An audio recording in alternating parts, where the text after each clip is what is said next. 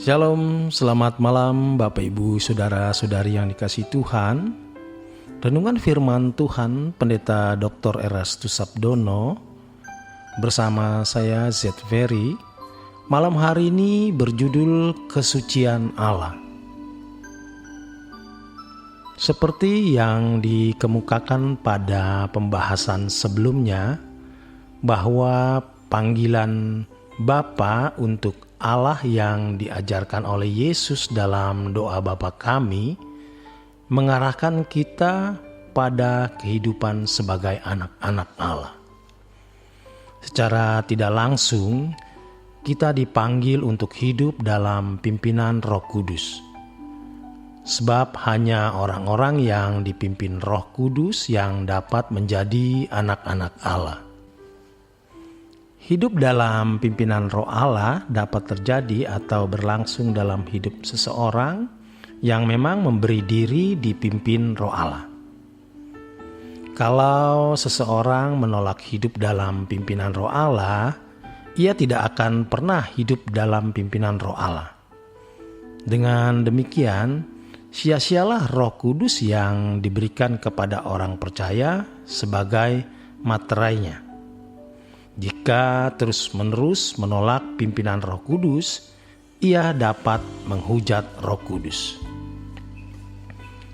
Roh Allah tidak memaksa seseorang hidup di dalam pimpinannya.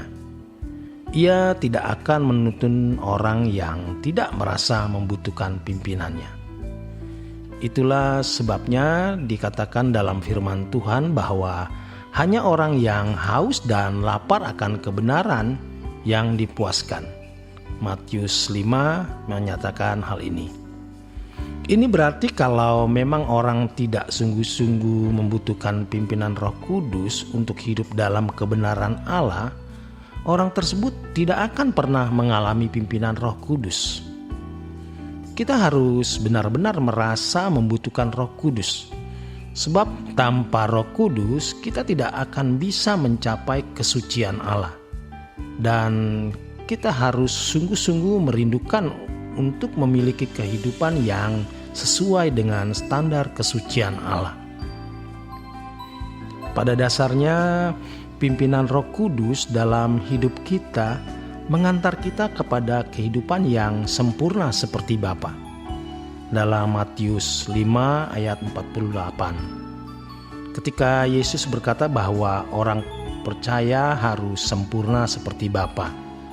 Sebenarnya secara tidak langsung Yesus mau berkata bahwa kita yang memanggil Allah sebagai Bapa artinya menjadi anak-anak Allah yang hidup dalam pimpinan Roh Kudus. Hal ini tidak boleh dihindari oleh orang yang percaya. Jadi menjadi sempurna seperti Bapa adalah keharusan yang bersifat mutlak. Oleh sebab itu, hidup dalam pimpinan Roh Kudus juga adalah sesuatu yang mutlak. Tanpa pimpinan Roh Kudus, kita tidak akan mencapai kesempurnaan seperti Bapa. Seperti yang dikatakan dalam Matius 5 ayat 48. Kesempurnaan di dalam Tuhan sama dengan hidup dalam kesucian. Banyak orang tidak berani menganggap ini sebagai suatu kemutlakan. Sebab selain menganggap bahwa kesucian adalah sesuatu yang mustahil dicapai, juga melihat kenyataan bahwa dirinya selalu jatuh bangun atau selalu gagal mengenakan kesucian Allah. Seharusnya kita tidak menjadi lemah ketika mengalami jatuh bangun dalam membangun kesucian. Kita harus tekun agar pada akhirnya kita bisa memenuhi atau mencapai apa yang Tuhan mau. Jatuh bangun adalah hal yang harus dianggap normal bagi kita yang mau benar-benar mencapai kesucian yang berstandar Allah. Mencapai kesucian berstandar Allah bukan sesuatu yang mudah, tetapi bukan sesuatu yang tidak bisa dicapai. Memanggil Allah sebagai Bapa seperti yang diajarkan Yesus dalam doa Bapa kami, secara tidak langsung juga mengajarkan kepada kita agar kita sebagai orang percaya berkeadaan layak memanggil Allah sebagai Bapa. Untuk itu kita harus memiliki kesucian seperti Bapa sendiri. Dalam 2 Timotius 2 ayat 2, firman Allah mengatakan demikian. Tetapi dasar yang diletakkan Allah itu teguh dan materainya ialah Tuhan mengenal siapa kepunyaannya. Dan setiap orang yang menyebut nama Tuhan hendaklah meninggalkan kejahatan. Ayat ini berarti kalau kita memanggil Allah sebagai Bapa, hendaknya kita hidup dalam kekudusan Allah. Kalau kita menghayati betapa besar kasih Allah kepada kita yang dengan rela memberikan putra tunggalnya bagi kita, maka kita akan tidak pernah surut berjuang untuk mencapai kesucian demi dapat menyukakan hati Allah Bapa. Perjuangan untuk mencapai kesucian standar Allah adalah kesukaan dan kebahagiaan kita. Karena hanya dengan hal inilah kita dapat membalas kebaikan Allah, yaitu memenuhi maksud keselamatan itu diberikan kepada kita.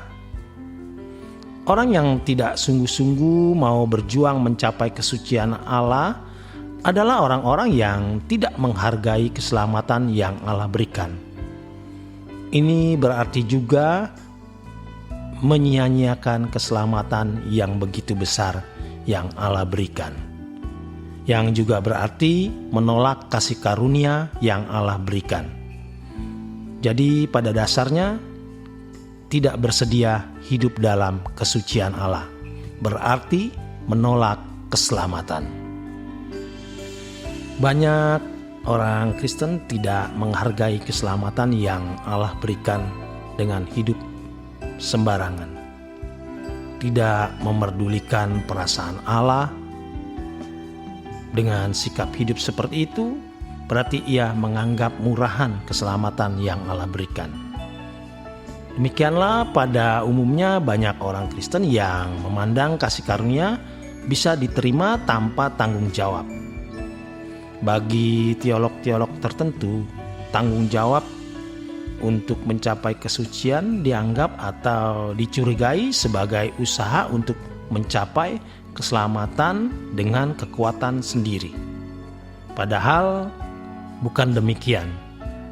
Keselamatan tidak bisa kita capai hanya dengan kekuatan kita sendiri, tetapi harus melalui atau di dalam salib Kristus.